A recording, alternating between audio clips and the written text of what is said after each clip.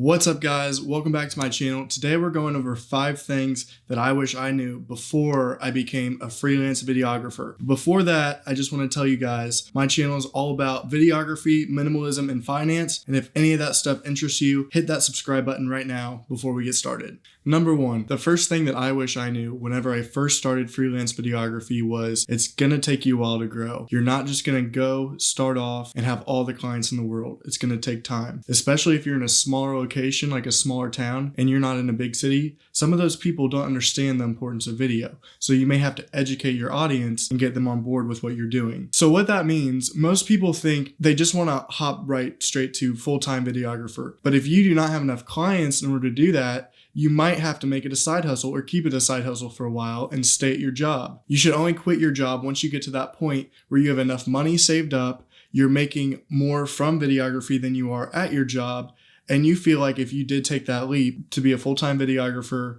then you could feel safe enough that that will be your main source of income. The best way that is going to help you make videography your full-time job is to just produce as much content as you can, stay consistent, get your work out there, polish up your skills, and also this brings me to my next point, number 2, the sales process and how important it is. Sometimes sales is even more important than the quality of the video to an extent. So for example of that, say you have a freelance videographer who is amazing at sales and decent at video, meets that bar. And then you have a freelance videographer who's great at video, has the best quality cameras, but his sales skills just aren't there. The freelance videographer that would be making the most money is obviously the one who's better at sales, which just goes to show you how important it is to just polish up your sales skills, get out there. And the way you can do that is just practice, cold emailing, cold calling, going to networking events, getting on LinkedIn, doing whatever you can, Google Ads, the list goes on. You can't overlook the sales process. So in order to combine the first 2 points together of it may take you longer than you think to grow and the sales process, those two really go hand in hand. And the one thing you can do about that is you can offer clients free work. So what you do is you go out there, you say, I can make this for you for free. And then you show them your skills, and then they remember you. And whenever they need a video for something, you're the first person they think of. And they kind of feel like they owe you something since you did some free work for them. The third thing that I wish I knew before starting was how important or how much it can help to pick a niche. So picking a niche means you don't just make any kind of video. So for instance, what I do when I first picked my first niche,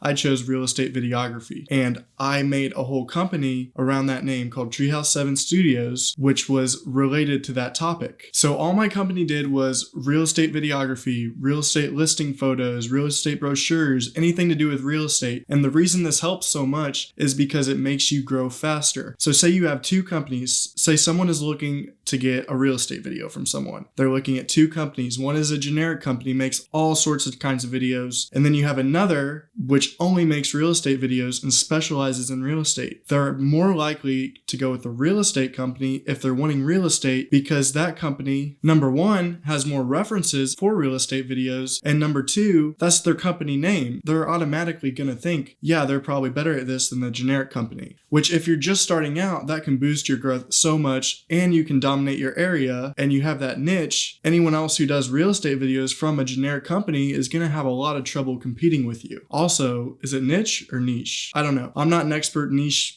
picker, whatever, but that's just my opinion. But that brings me to my 4th thing that I wish I would have known, which is gear isn't everything. So the first thing I want to say when talking about gears and everything is, this kind of goes to the finance part of my channel. Don't go out and put a bunch of your gear on a credit card thinking, oh, I'll get enough jobs to pay this off later. That's just not a good idea. And a way to think about this is, yeah, if you're a freelance videographer, you have an eye for video, you have an eye for the sharpness, you have an eye for every single little detail in the video. But the people, your clients, might not. So if you have a Lumix G7 camera right now and you're wanting to upgrade to a GH5 or something and you don't have the money for it, but you just want to do it anyways, your clientele may not even really notice that big of a difference if they don't have a keen eye for video. What I mean from this is you can still continue to make money off of your videos without the best camera, and if you just save up for that, instead of going and putting it on a credit card, and you're going to have all that pressure to go out there and get jobs. It's really not a good idea overall. But still, on the topic of gear, you still need the essentials in order to make a video. So you still need a decent DSLR camera, you need a good microphone, you need some lights. But as far as the little things like a big monitor for your camera, an external monitor, or tons of memory cards, there's other ways around the little things that you could do instead of going out and making big purchases. And number 5, the final thing that I wish I would have known before I started freelance videography is your portfolio is everything. In my opinion, if you plan to be a freelance videographer and you're not trying to be a videographer or a video editor for a company, your portfolio and your website is more important than a college degree. Your clients care more about what you've made than about having a degree in mass media or film studies, whatever it may be. So back to the website, another tip that I have is you want to have your own domain name. So if you have your own company, then that company's name.com. If you're just going off your personal name, you have yourname.com. You don't really, in my opinion, you don't really want to have something like your company name.wixsite.com because that just doesn't look as professional. So in order to grow your portfolio, you want to produce as much content as possible. Keep getting your portfolio better and better. Don't just try to wait until you make the best video you've ever made,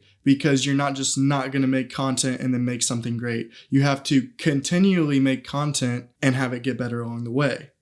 Also, back to the website thing, if you have the money for it and you can invest a little bit in Vimeo, having a Vimeo account and embedding that into your website has a lot better quality than if you were just going to use the default video embedder, because usually that will compress your video a lot more than Vimeo would. And just a couple side tips, make sure your mobile view for your website is good, because a lot of people will try to watch videos on your website from their phone, so that's definitely an important aspect. And also put the little buttons at the bottom of the page that say, if you're on your videography tab, put a little button next that says, okay, you've seen all my videos, now come look at my photos, or just like a photos button, so where they can click that and it brings them to the next page, so they don't just get to the bottom of the page and then that's the bottom and then they just X out of your website. They're like, oh, there's more stuff I can look at, and then they click that, and then it's just a continuous loop throughout your whole website. That can really help people stay engaged to your content. All right, thank you guys for watching. I hope you enjoyed these 5 things that I wish I would have known before I started. Make sure you leave a comment down below and tell me some of your things you wish you would have known if you're a freelance videographer or whatever that may be. Also, please make sure you subscribe to my channel. I'll be producing a lot more content. Stay tuned for more. Thank you guys.